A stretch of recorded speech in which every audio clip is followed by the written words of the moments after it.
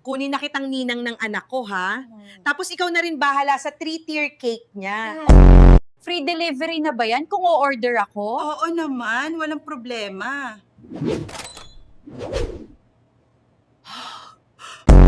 Ifo-fully paid ko na po yung cake, tapos pinasobrahan ko na ng 1,000. Tip ko po sa inyo. Maraming salamat po, ma'am. Sobrang generous niyo po. Kuya, sa motor ko lang po ito isasakay ah. Ay, naku po, parang ayaw ko na itong ibigay. Baka mabuwal sa kalsada. Ayos lang to, sanay na ako dyan. Kahit 5 tray ng itlog, na-deliver ko na. Bawal nga isakay sa motor ang cake, masisira. Sayang naman gawa ko. Magbabayad po ako ng 105 pesos para sa in-order kong cake. Maraming salamat po, ma'am. Ma'am, may Shopee delivery po kayo, halagang 2,000. Ay, abunado pa pala, buhay.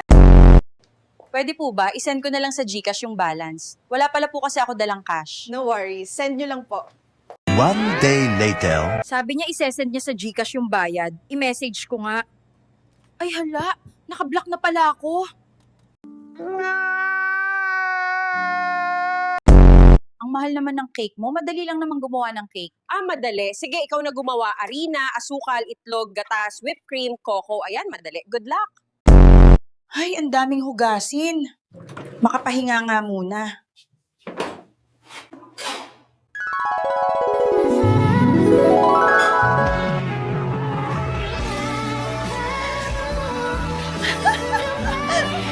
Ay, salamat. Wala nang hugasin.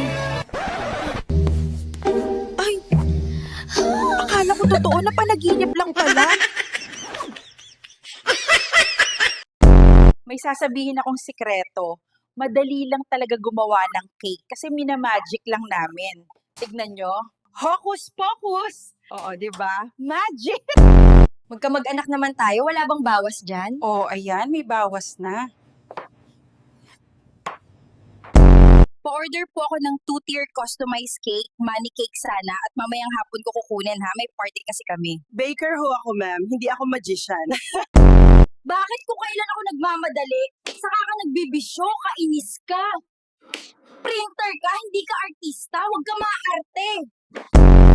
Mare, may ichichika ako sa'yo. Chismis to, fresh na fresh. Saglit, baka magkamali ako sa timpla, mamaya ka na tsumika. Ayun na nga, naubos. Tamang-tama ka talaga tumiming. Tangke, ang galing mo eh. San kaya sila umorder ng cake? Ba't ganun? Parang dry at may pait. Mas masarap pa rin yung cake ko. Maraming salamat sa mga suki namin. Sana masarap palagi ulam nyo.